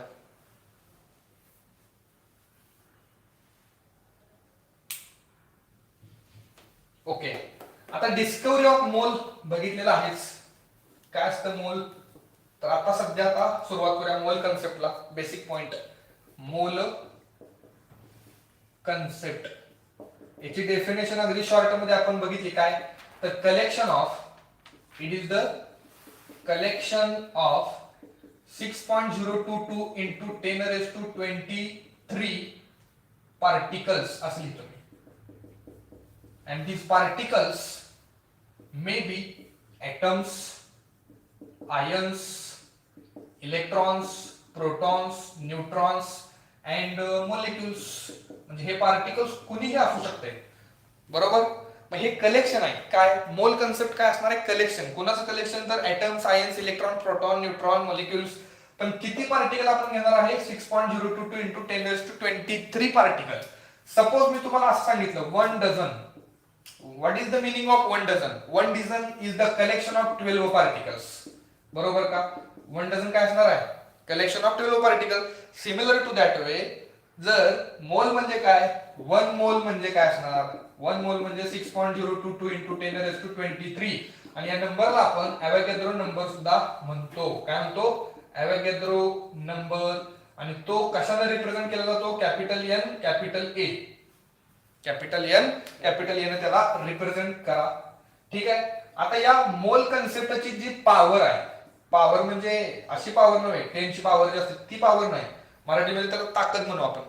या मोलची जी ताकद आहे ती काय ताकद आहे बघा. एक व्यक्ती आहे, एक पर्सन आहे आणि त्या पर्सनला मी 1 मोल रुपये दिले. किती रुपये दिले, 1 मोल रुपये. आणि त्या पर्सनला मी असं सांगितलं 10 करोड रुपीज. किती, 10 करोड रुपीज पर सेकंड तू एक्सपेन्स कर, म्हणजे खर्च कर. एका व्यक्तीला काय सांगितलं, तुझ्याकडे 1 मोल रुपीज आहेत, त्यातले 10 करोड रुपीज पर सेकंड तू एक्सपेन्स कर, खर्च कर. तर त्या व्यक्तीला त्याच्याकडे असलेले हे जे 1 मोल रुपीज आहेत ते फिनिश व्हायला जो काही टाइम लागणार आहे तो टाइम आहे 1000 इयर्स, 1000 वर्ष. मग ही जी ताकद आहे ती कळाली का सगळ्यांना, किती मोठा नंबर आहे बघा. आपल्याकडे जे रुपये आहेत, किती रुपये, 1 मोल रुपये, हे खर्च करायचे आपल्याला किती, पर सेकंड 10 करोड. तर ते खर्च जरी केले पर सेकंड 10 करोड तरी ते सगळे पैसे संपण्यासाठी किती टाइम लागणार आहे, 1000 इयर्स. म्हणजे this is a such big big very very big number. Okay. अजून याची ताकद जर सांगायची असेल तर काय बघा, आपल्याकडे फुटबॉल असतो माहिती आहे, फुटबॉल. 1 मोल फुटबॉल एकत्र करा, कलेक्ट करा. किती, 1 मोल फुटबॉलचे जे बॉल्स असतात ना ते 1 मोल जर चेंडू एकत्र कलेक्ट करत गेले तर ज्युपिटर प्लॅनेट तुम्हाला सगळ्यांना माहित असेल, त्या ज्युपिटर प्लॅनेट इतका आकार असलेलं स्ट्रक्चर तयार होते. कधी, जर 1 मोल फुटबॉल एकत्र केले तर. म्हणजे this is the power of 1 मोल. आणि हे 1 मोल कुठून आलं, कशी डिस्कवरी झाली ते आपण बघितले. काय केलं त्याच्यासाठी, तर 12 ग्रॅम कार्बन आपण घेतला, त्या 12 ग्रॅम कार्बन मध्ये कार्बनचे किती ऍटम्स आहेत ते कॅल्क्युलेट केलं आणि ते आपल्याला असं सापडलं 12 ग्रॅम कार्बन मध्ये 6.022 इंटू 10⁻23 ऍटम्स आहेत, त्यालाच तुम्ही काय म्हणला 1 मोल. दिस इज द पॉवर ऑफ 1 मोल. याच्या पुढची स्टेप आपल्याला खूप महत्वाची आहे. काय बघा, याचा स्क्रीनशॉट घ्या. हा, आता याच्यामध्ये मी तुम्हाला 1 मोलची डेफिनेशन सांगितली, काय कलेक्शन ऑफ 6.022. आता मी असं सांगतो बघा, 1 मोल ऑक्सिजन ऍटम्स, तर याचं मिनिंग सांगा मला. परत मी असं सांगितलं 1 मोल ऑक्सिजन मोलेक्युल्स, तर याचं मिनिंग सांगा. त्याच्यानंतर मी असं सांगितलं 1 मोल ऑफ ऑक्सिजन, तर या तिन्ही स्टेटमेंटचं मला मिनिंग सांगा काय असेल बघा. 1 मोल ऑक्सिजन ऍटम्स म्हणजे 6.022 into 10⁻23 atoms of oxygen. Okay, ऑक्सिजनचे किती ऍटम घेणार आहे आपण, तेवढे ऍटम घेणार आहे. 1 मोल ऑक्सिजन मॉलिक्यूल, ऑक्सिजन मॉलिक्यूल कसा असतो, रिप्रेझेंटेशन कसं करतो, O2, म्हणजे याचं मिनिंग असणार आहे 6.022 into 10⁻23 molecules of O2. Okay, yes sir. मग याचं मिनिंग काय असेल, 1 मोल ऑक्सिजन, याचं मिनिंग काय. मग या 1 मोल ऑक्सिजनचं मिनिंग तुम्ही असं घेणार का, ऑक्सिजन ऍटम आहे, ऑक्सिजन मोलेक्यूल आहे, काय आहे 1 मोल ऑक्सिजनचं मिनिंग काय आहे. तर जेव्हा तुम्हाला असे प्रश्न दिले जातात 1 मोल ऑक्सिजन म्हणजे काय, तेव्हा हा जो ऑक्सिजन आहे थोडंसं आपण कन्फ्युज होतो की काय नेमकं पुढे काय लिहायचं आहे. जसं इथं ऍटम होतं म्हणून आपण इथं ऍटम्स लिहिले, मॉलिक्यूल होतं म्हणून इथं आपण मॉलिक्युल्स लिहिले, पण इथं फक्त ऑक्सिजन आहे, मग काय लिहायचं. तर मग त्याच्यासाठी काय करायचं, हा जो ऑक्सिजन आहे त्याचा नॅचरल फॉर्म आपण बघायचा. काय बघायचा, नॅचरल फॉर्म. म्हणजे हा ऑक्सिजन नेचर मध्ये कसा एक्झिस्ट होतो, तर हा ऑक्सिजन नेचर मध्ये O2 च्या फॉर्म मध्ये अवेलेबल आहे. जर हा ऑक्सिजन नेचरच्या फॉर्म मध्ये O2 च्या रूपात अवेलेबल असेल तर आपण याचा मिनिंग असं घेणार 6.022 इंटू 10⁻23 मोलेक्युल्स ऑफ O2. कारण नॅचरल फॉर्म काय सांगतोय, O2 कोण आहे, O2 इज अ मोलेक्यूल. मग आपण किती मोलेक्यूल घेतलेत, 1 मोल, आणि 1 मोलचा अर्थ इथं लिहिलेला आहे. सिमिलर टू दॅट वे जर मी तुम्हाला असं सांगितलं काय बघा, 1 मोल ऑफ सल्फर, तर याचं मिनिंग काय असेल, तर 1 मोल सल्फर मीन्स सल्फरचा नॅचरल फॉर्म. सल्फर नेचर मध्ये कसं एक्झिस्ट होणार आहे, तर सल्फर नेचर मध्ये S8 च्या फॉर्म मध्ये एक्झिस्ट आहे. S8 म्हणजे chair conformation, P block topic मध्ये आपण याची डायग्राम बघितलेली. ओके, मग सल्फर नेचर मध्ये S8 च्या फॉर्म मध्ये अवेलेबल आहे. S8 कोण आहे, ऍटम आहे का मॉलिक्यूल आहे, मॉलिक्यूल आहे. मग किती मॉलिक्यूल आहेत, 1 मोल, म्हणजे याचा अर्थ असा असेल 6.022 इंटू 10⁻23 मोलेक्युल्स ऑफ सल्फर. म्हणजे जनरली फक्त नेम असेल, ऑक्सिजन सल्फर असं नेम असेल तर आपण त्या नेमचा अर्थ कसा घ्यायचा, तर नॅचरल फॉर्म तिचा अर्थ घ्या. ऑक्सिजनचा नॅचरल फॉर्म O2, सल्फरचा नॅचरल फॉर्म S8 असं लिहिलं तरी चालेल. याच्यानंतर परत अजून एक कन्सेप्ट आहे 1 मोल ऑफ फॉस्फरस. 1 मोल फॉस्फरसचं मिनिंग काय, तर नॅचरल फॉर्म सांगा, फॉस्फरसचा नॅचरल फॉर्म की जो आहे P4. ओके, P4 म्हणजे फॉस्फरसचे 4 आयटम एकत्र येतात आणि तो मॉलिक्यूल तयार करतात. म्हणजे इथे लिहिणार मी 6.022 into 10⁻23 molecules of phosphorus. Okay, and this is the mole concept. आता याच्यानंतर काही फॉर्म्युलेज आहेत ते बघूया, जेणेकरून आपल्याला न्यूमेरिकल प्रॉब्लेम वगैरे सॉल्व्ह करताना ते मदत करणार आहे. Write down. हा, मोल कन्सेप्ट वरती जर न्यूमेरिकल प्रॉब्लेम सॉल्व्ह करायचे असतील तर 3 बेसिक फॉर्म्युले आहेत. कोणते बघा, तर याच्यामध्ये कन्सेप्ट आपण चालू करूया. तर मी असं लिहितो कॉन्सेप्ट नंबर 1. ओके, कॉन्सेप्ट 1 मध्ये आपण काय करूया, बेसिक फॉर्म्युले घेऊया. कोणते कोणते बेसिक फॉर्म्युले आहेत बघा, तर फॉर्म्युला असा आहे, मोल म्हणजे असं लिहिणार number of mole is equal to given mass upon molar mass.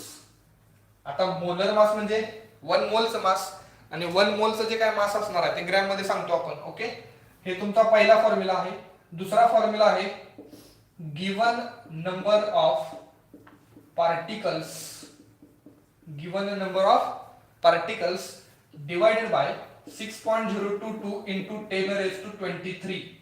Okay, म्हणजे तुमचा ॲव्होगॅड्रो नंबर त्याला डिवाइड करा, कुणाला गिवन नंबर ऑफ पार्टिकलला, is equal to volume of a gas at STP divided by 22.4 litre. हे 3 बेसिक फॉर्म्युले आहेत. या 3 basic फॉर्म्युलेच्या मदतीने आपण काय करणार आहे, मोल, नंबर ऑफ मोल्स कॅल्क्युलेट करणार आहे. ओके, याच्यामध्ये थोडीशी इन्फॉर्मेशन तुम्हाला कोणती माहिती पाहिजे बघा, ऍडिशनल पॉइंट म्हणून तुम्हाला सांगतो. हे जे 2 फॉर्म्युले आहेत, पहिले 2 फॉर्म्युले कोणते कोणते, तर पहिला फॉर्म्युला आहे given mass upon molar mass आणि दुसरा फॉर्म्युला आहे given number of particle upon Avogadro number. हे 2 फॉर्म्युले युनिव्हर्सल फॉर्म्युले आहेत.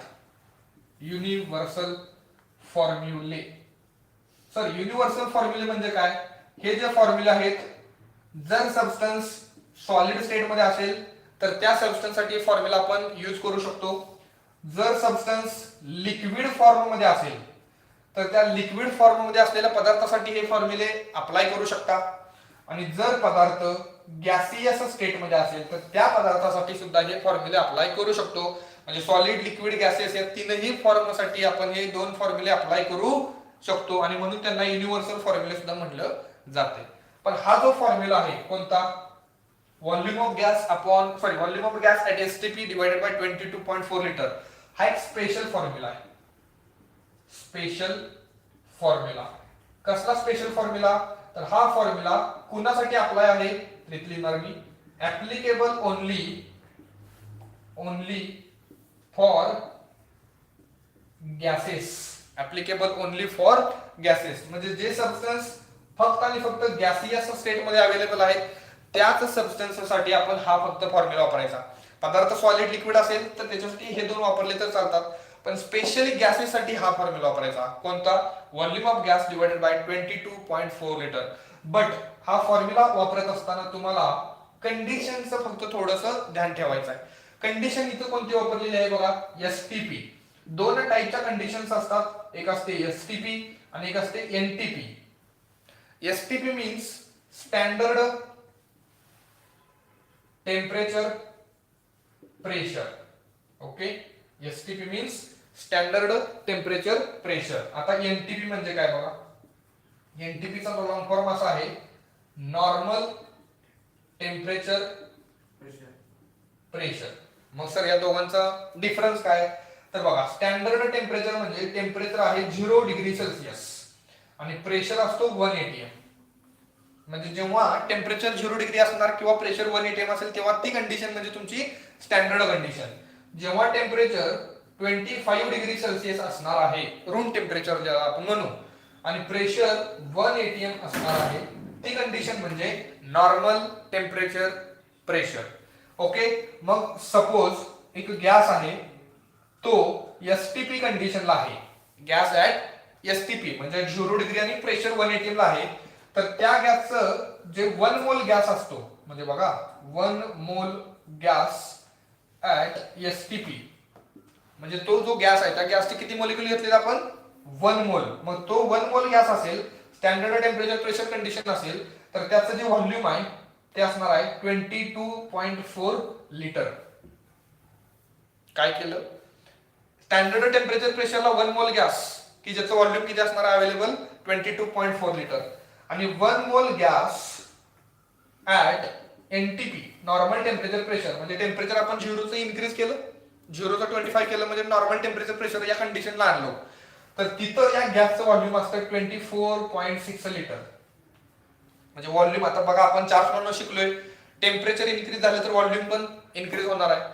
पण आपण न्यूमेरिकल प्रॉब्लेम सॉल्व्ह करताना एकच व्हॅल्यू घेणार आहे, ती कोणती, 22.4 लिटर. ही एकच व्हॅल्यू आपण यूज करायची, ही व्हॅल्यू यूज नाही केली तरी चालते. ओके, हे तुमच्या काही कंडिशन्स वगैरे आहेत, कोणता फॉर्म्युला कधी वापरायचा थोडंसं हे बघून घ्या, स्क्रीनशॉट घ्यायचा एक.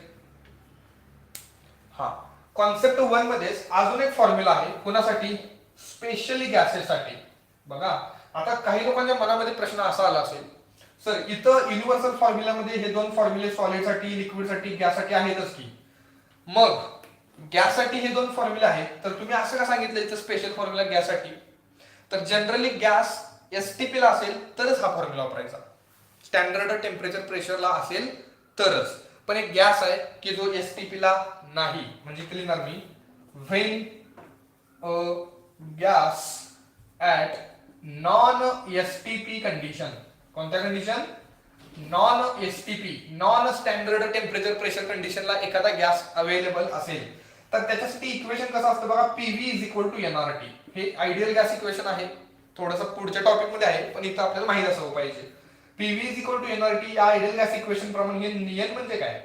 दिस N represent the number of moles. Okay, मग त्याच्यावरून फॉर्म्युला असा असेल, number of moles is equal to PV upon RT. परत एक फॉर्म्युला आपल्याला मिळाला, कोणता? Number of मोल्सचा.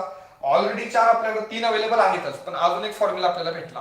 हा फॉर्म्युला कधी वापरायचा? जेव्हा गॅस नॉन एसटीपी ला असणार आहे, म्हणजे 0 आणि 1 एटीएम या दोन कंडिशनच्या व्यतिरिक्त जेव्हा कंडिशन असणार आहे तेव्हा तुम्ही हा फॉर्म्युला यूज करा, पीव्ही अपॉन आरटी, आणि तुम्ही काय करा, हा फॉर्म्युला यूज करून नंबर ऑफ मोल्स कॅल्क्युलेट करा. ओके, हे 4 फॉर्म्युले बेसिक झाले, याला आपण म्हणूया कन्सेप्ट 1, की जे बेसिक फॉर्म्युले आपण बघितलेले आहेत. Okay, write down. आता कॉन्सेप्ट नंबर 2 कडे जाऊया. काय कॉन्सेप्ट आहे बघा, थोडेसे रिलेशन्स आपल्याला बघायचे आहेत. बरोबर, कॉन्सेप्ट 2 काय बघा. हा, तर इथं सेंटरला असेल मोल. ओके, हा, या मोलला आपल्याला माहित करून घ्यायचं असेल. समजा तुमच्याकडं वेट माहित आहे, वेटला आपण असं म्हणूया गिवन मास. ओके, आपल्याला गिवन मास माहित आहे, तर या गिवन मासच्या मदतीने मोल कसे कॅल्क्युलेट करणार सांगा. तर मोलचा formula N is equal to given mass upon molar mass. मग काय करूया, आपल्याला गिवन मास माहित आहे, त्याच्यावरून तुम्हाला मोलची व्हॅल्यू पाहिजे. कुणाची पाहिजे? मोलची. कशी करणार? तर याला डिवाइड करा, कुणी? मोलर मासनं. म्हणजे वेट, जे काय वेट तुम्हाला प्रॉब्लेम मध्ये दिला असेल त्यालाच आपण गिवन मास म्हणूया. त्या गिवन मासला मोलर मासने डिवाइड केलं तर काय भेटणार आहे? मोल भेटणार. ही कॉन्सेप्ट 2 असेल. मोल माहित आहे आणि गिवन मास पाहिजे. जसं की हे मोल, हे मोल तुम्हाला माहित आहे, मग आणि तुम्हाला गिवन मास पाहिजे असेल तर काय करूया, इनटू मोलर मास. म्हणजे हे जे डिनॉमिनेटरचं मोलर मास आहे ते जर इकडे आलं तर काय होणार आहे, तुम्हाला गिवन मास भेटेल. किती सिंपल फंड आहे बघा. वेटला, आता वेट फिजिक्स मध्ये वेट आणि मास थोडंसं डिफरंट असतं, पण केमिस्ट्री मध्ये वेट आणि मास हे सेम आहे. ओके, मग वेट असेल किंवा गिवन मास, त्याला तुम्ही मोलर मासने डिवाइड करा, मोल भेटेल. मोलला मोलर मासने मल्टिप्लाय करा, गिवन मास भेटणार आहे. ठीक आहे, पुढची कन्सेप्ट इकडे जाऊया. समजा इथं लिहिलं मी number of particles. Number of particles formula परत असा आहे, n is equal to given particles upon 6.022 into 10⁻23. याला तुम्ही Na सुद्धा म्हणा, अवोगॅड्रो नंबर. मग सध्या तुम्हाला गिवन नंबर ऑफ पार्टिकल माहित आहेत आणि त्याच्यावरून तुम्हाला मोल पाहिजे. काय पाहिजे? एरो कडे लक्ष द्या. एरो कुठून कुठे यायला लागलाय? नंबर ऑफ पार्टिकल माहित आहेत, तुम्हाला मोल्स पाहिजेत. काय केलं पाहिजे? डिवाइड करा. कोणी डिवाइड केलं पाहिजे? अवोगॅड्रो नंबरनं, म्हणजे Na. ओके, आता मोलची व्हॅल्यू मला माहित आहे, n लेफ्ट साइड मला माहित आहे. तुम्हाला काय कॅल्क्युलेट करायचं आहे? गिवन पार्टिकल कॅल्क्युलेट करायचे आहेत. काय करूया, म्हणजे इकडे जायचं आपल्याला. बरोबर, या मोल कडून पार्टिकल कडे जायचं असेल तर इनटू Na अवोगॅड्रो नंबरनं काय करा? मल्टिप्लाय करा. ओके, परत volume of a gas at STP, standard temperature pressure. आणि जर स्टँडर्ड टेम्परेचर प्रेशर नसेल तर नंबर ऑफ मोल्सचा फॉर्म्युला पीव्ही अपॉन आरटी हा यूज करा. मग आता तिसरा फॉर्म्युला असा आहे, N is equal to given volume divided by molar volume. काय म्हणतो आपण त्याला? Molar volume. किती असतं? 22.4 लिटर. मग आता आपल्याला बघा, गिवन व्हॉल्यूम माहित आहे, नंबर ऑफ मोल्स पाहिजेत.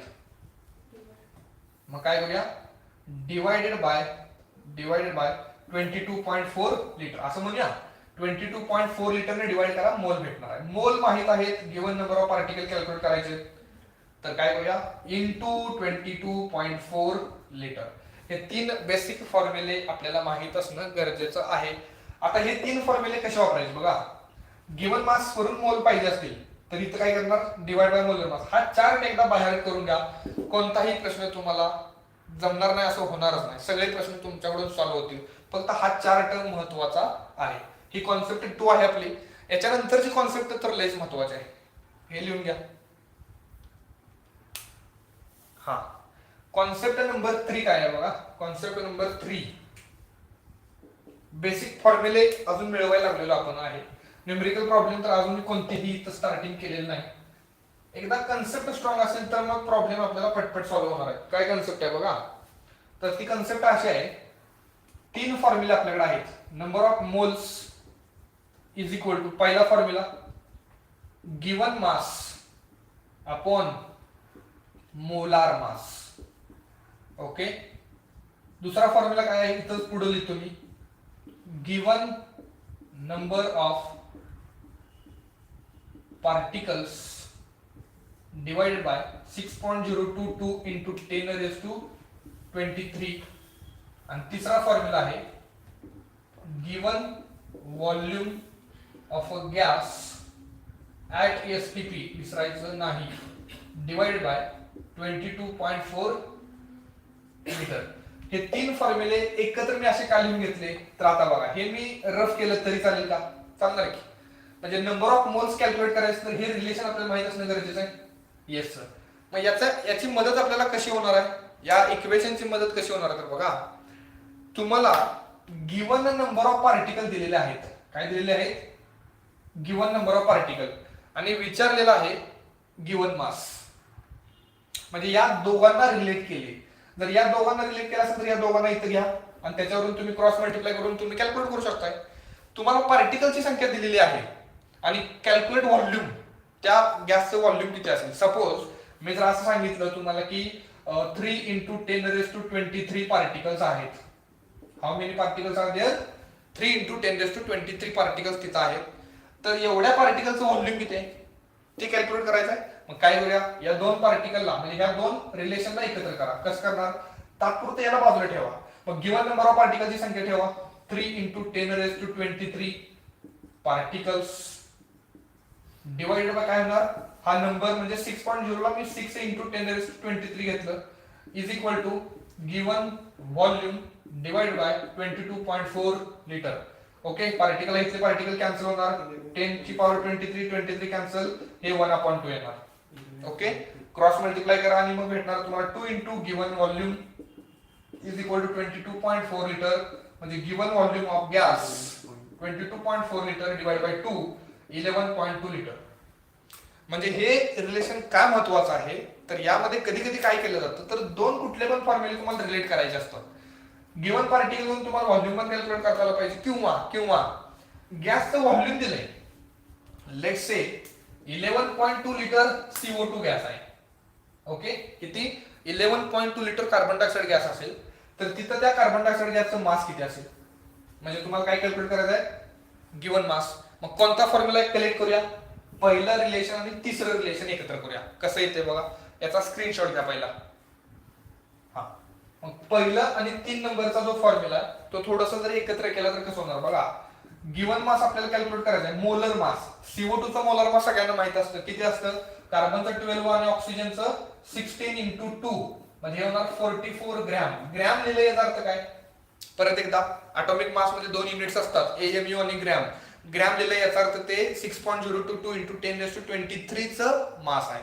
इथं मी असं लिहिलं फक्त AMU, तर याचा अर्थ काय असणार आहे तर ते सिंगल मॉलिक्युलचं मास असणार आहे. CO2 चा एक सिंगल मॉलिक्युल घेतला तर ते त्याचा मास असणार आहे 44 AMU. पण ना की आपण किती घेणार आहे, सिंगल घेणार नाही. आपण जनरली अवॅगोड्रो नंबर बद्दल बोलायचं. 44 ग्रॅम इथं लिहूया, 44 ग्रॅम इज इक्वल टू, तुम्हाला व्हॉल्यूम दिले का, दिले की किती दिले, 11.2 litre divided by 22.4 litre. Cancel झालं, इथे येणार आहे हे 1/2. म्हणजे given mass is equal to, हे तिकडे येणार म्हणजे 44 gram divided by 2 is equal to 22 gram. अरे बरोबर पाहिजे बघा. 44 ग्रॅम अर्थ बघा, 44 ग्रॅम म्हणजे 1 मोल आणि 1 मोल म्हणजे 22.4 लिटर. आता किती भेटलं तुम्हाला, 22 ग्रॅम. 22 ग्रॅम म्हणजे किती यायला पाहिजे? 11.2 लिटर. म्हणजे हे सगळं करेक्ट आहे. 11.2 लिटर कार्बन डायऑक्साईड गॅस असेल तर त्याचं मास किती असणार? 22 ग्रॅम. म्हणजे काय केलं पाहिजे या फॉर्म्युल्यावरून? तर पहिला फॉर्म्युला दुसरा, यात कसंही रिलेशन तुम्हाला तिथे युज करता आलं पाहिजे. ही आहे तुमची कॉन्सेप्ट नंबर 3. बघा, पहिल्या कॉन्सेप्ट मध्ये बेसिक 4 फॉर्म्युले मिळवले. दुसऱ्या कॉन्सेप्ट मध्ये आपण मोलचं कन्व्हर्जन कसं करायचं एक चार्ट बघितला. आणि तिसऱ्या कॉन्सेप्ट मध्ये कोणतेही 2-2 फॉर्म्युले जर एकत्र करायचे असतील तर ते कसे करायचे ते बघितले. Write down. हा, आता कॉन्सेप्ट नंबर 4, तो तर व्हेरी इम्पॉर्टंट आहे. हे 4 कॉन्सेप्ट वरती आपण न्यूमेरिकल प्रॉब्लेम नेक्स्ट लेक्चरला घेणार आहे. परंतु पहिल्यांदा हे 4 कॉन्सेप्ट आपले परफेक्ट पाहिजेत आणि त्याच्यावरती जेईला नीटला प्रश्न विचारलेले आहेत. बघा, कॉन्सेप्ट नंबर 4 काय असेल तर तो आहे, इथं असली ना मी तुम्हाला जी व्हॅल्यू दिलेली आहे त्याला आपण म्हणूया गिवन व्हॅल्यू. काय म्हणूया? Given value. असं का? कारण तुम्हाला काही पण दिलं असेल ना, गिवन मास पण दिला असेल, गिवन व्हॉल्यूम पण दिला असेल, गिवन नंबर ऑफ पार्टिकल्स पण दिले असतील, काही पण दिलं असेल. म्हणून मी असं समजलं ती व्हॅल्यू आहे तुमची, काय पण व्हॅल्यू असेल गिवन व्हॅल्यू. या गिवन व्हॅल्यूला तुम्हाला मोल्स मध्ये कन्वर्ट करायचं असेल. कशामध्ये? मोल मध्ये. तर कसं करणार ते सांगा. तर काय केलं पाहिजे? गिवन व्हॅल्यूला divided by molar mass. Molar मासने डिवाइड करा, तुम्हाला काय भेटणार आहे? मोल भेटणार आहे. या मोल्स पासून तुम्हाला मोलेक्युल्स पाहिजे असतील. काय पाहिजे असतील? मोलेक्युल्स. तर कसे कॅल्क्युलेट करणार? तर याला इनटू Na करा. जसं की 1 मोल O2. तर याचा अर्थ काय? तर हे बघा, याला किती नंबरनं मल्टिप्लाय करायला सांगितलं? Into Avogadro number. मोलला अवोगाद्रो नंबरनं मल्टिप्लाय केलं तर काय भेटतात? मोलेक्युल. कसं? तर बघा, 1 इंटू 6.022 इंटू 10⁻23 हा तुमचा अवोगाद्रो नंबर आहे. यानं मल्टिप्लाय केलं काय भेटलं? मोलेक्युल्स. म्हणजे 1 इंटू हे किती आलं? 6.022 इंटू तेवढेच मोलेक्युल्स असतील. बरोबर? म्हणजे मोल वरून मोलेक्युल पाहिजे असेल तर into Avogadro number. Given value वरून तुम्हाला मोल पाहिजे असेल तर डिवाइड बाय मोलर मास. आता मोलेक्युल्स माहित आहेत, त्या मोलेक्युल्सच्या मदतीने आपल्याला इलेक्ट्रॉन किती आहेत हे मिळू शकतं, प्रोटॉन किती आहेत हे पण मिळू शकतं, न्यूट्रॉन किती आहेत हे पण भेटू शकतं. त्याच्यानंतर जी आयन्स असतात त्या आयन्सची संख्या पण आपल्याला कॅल्क्युलेट करता येऊ शकते. म्हणजे ह्या सगळ्यांची व्हॅल्यू जर तुम्हाला कॅल्क्युलेट करायची असेल तर मोलेक्युल्स माहित असणे गरजेचं आहे. मोलेक्युल्स कसे शोधायचे? मोलवरून. मोल कसे शोधायचे? गिवन व्हॅल्यूला या नंबरने डिवाइड करा. ही आहे तुमची कॉन्सेप्ट नंबर 4. मग क्वेश्चन कसा असतो बघा, क्वेश्चन असा असतो, calculate the number of electrons present in 9.8 gram H2SO4. म्हणजे सल्फ्युरिक ऍसिड दिलेला आहे की जे किती दिले? 9.8 ग्रॅम. 9.8 ग्रॅम सल्फ्युरिक ऍसिड असेल तर आपल्याला इलेक्ट्रॉन किती आहेत 9.8 ग्रॅम मध्ये त्याची व्हॅल्यू कॅल्क्युलेट करायची आहे. कॉन्सेप्ट नंबर 4 यूज करूया. सर कसं करणार? पहिल्यांदा मोल कॅल्क्युलेट करूया. कसं असणार? मोल इज इक्वल टू सांगा, गिवन व्हॅल्यू म्हणजे तुमचं गिवन मास आहे की जे किती असणार? 9.8 ग्रॅम डिवाइडेड बाय काय ठरलंय आपलं? Molar mass. किती आहे मोलर मास? सल्फ्युरिक ऍसिडचं मोलर मास असतं 98 ग्रॅम. हे जे H2SO4 आहे ना त्याचं मोलर मास किती असतं? 98 ग्रॅम. ग्रॅमला ग्रॅम कॅन्सल येणार आहे 0.1. ओके, म्हणजे हे तुमचे मोल्स आले 0.1 मोल. Yes sir. मग आता मला सांगा, मोल्स मिळाले, मोल्स वरून मोलेक्युल पाहिजेत, कसं काढणार? तर इथे लिहितो मी, मोलेक्युल्स इज इक्वल टू काय? तर या मोलला म्हणजे 0.1 ला कितीने मल्टिप्लाय करूया? अवोगाद्रो नंबर म्हणजे 6.022 इंटू 10⁻23. म्हणजे हे किती येणार? 6.022 इंटू 10⁻22. Yes sir. येस, म्हणजे काय भेटले? मोलेक्युल भेटले. आता तुम्हाला काय कॅल्क्युलेट करायचे? इलेक्ट्रॉन्स.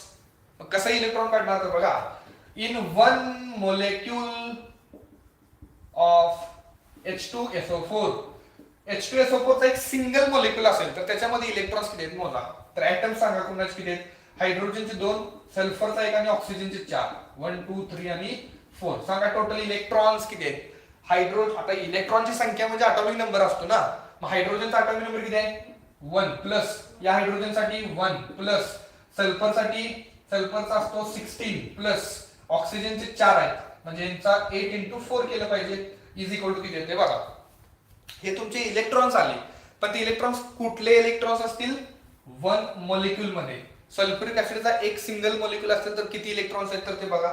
तर याचा आन्सर 32 16 8 48 प्लस 2 हे 50 इलेक्ट्रॉन्स असतील. ओके, मग एक सिंगल मॉलिक्यूल असेल, सल्फ्युरिक ऍसिडचा एक सिंगल मॉलिक्यूल असेल तर 50 इलेक्ट्रॉन्स आहेत. How many total molecules are present? Total molecules किती आहेत? 6.022 इंटू 10⁻22. मग देअरफॉर टोटल इलेक्ट्रॉन्स किती असतील? बघा इथले मी total electrons is equal to एका मॉलिक्यूल मध्ये किती इलेक्ट्रॉन्स आहेत? 50 इंटू टोटल मॉलिक्यूल किती आहेत? 6.022 इंटू 10⁻22. ओके, आणि हे कॅल्क्युलेशन केलं तर तुम्हाला इथं काय भेटणार आहे? Total electrons. मग असा ऑप्शन कुठला चेक करा, एबीसीडी जे ऑप्शन्स असतील त्यातला तो चेक करा. आणि ही तुमची कॉन्सेप्ट नंबर 4 आहे. काय करायचं आहे तर पहिल्यांदा मोल कॅल्क्युलेट करा. मोलवरून मॉलिक्यूल घ्या, मॉलिक्यूलवरून इलेक्ट्रॉन, प्रोटॉन, न्यूट्रॉन, आयन्स काय असतील ते व्हॉटएव्हर आपण कॅल्क्युलेट करू शकतोय. ओके, प्रोटॉनची संख्या कशी कॅल्क्युलेट करायची तर बघा इथं परत लिहिणार मी number of electrons is equal to काय? Number of protons. एक सिंगल ऍटम असेल तर त्या सिंगल ऍटम मध्ये जेवढे इलेक्ट्रॉन्स असतात तेवढेच प्रोटॉन्स असतात, कारण ऍटम इज इलेक्ट्रिकली न्यूट्रल, आणि ऍटमला जर न्यूट्रल व्हायचं असेल तर तिथे जेवढे इलेक्ट्रॉन्स आहेत तेवढेच प्रोटॉन पाहिजेत. ओके, फक्त न्यूट्रॉन कसे कॅल्क्युलेट केले जातात त्याची एक ऍडिशनल इन्फॉर्मेशन देतो. बघा, एक कोणताही एक ऍटम असेल, any atom can be represented as, कोणताही ऍटम कसा रिप्रेझेंट केला जातो तर बघा हा एक्स म्हणजे कोणताही एक ऍटम असेल आणि त्याचं रिप्रेझेंटेशन असं असणार इथं झेड आणि वरती capital A. Capital A means atomic mass number. Okay, and this Z represents atomic number. Okay, मला एक सांगा atomic mass number म्हणजे कॅपिटल ए काय असतं? atomic mass number is the sum of कोणाकोणाची सम? न्यूट्रॉन प्लस प्रोटॉन असते. पण प्रोटॉनची संख्या म्हणजे काय रे? फक्त प्रोटॉनची संख्या म्हणजे atomic नंबर असेल. मग त्याच्या ठिकाणी झेड ठेवा, म्हणजे A is equal to N plus Z, म्हणजे therefore A minus Z is equal to neutron. म्हणजे न्यूट्रॉनची संख्या कशी असणार आहे? A minus Z.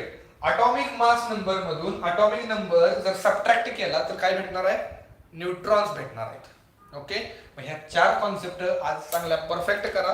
त्या 4 कॉन्सेप्ट वरती तुम्हाला आज मी एक डेली प्रॅक्टिस पेपरची शीट पाठवतो, ती तुम्ही सोडवून मला पाठवा. ठीक आहे, नेक्स्ट लेक्चर मध्ये आपण याच्या पुढच्या कॉन्सेप्ट बघूया. तोपर्यंत थँक्यू.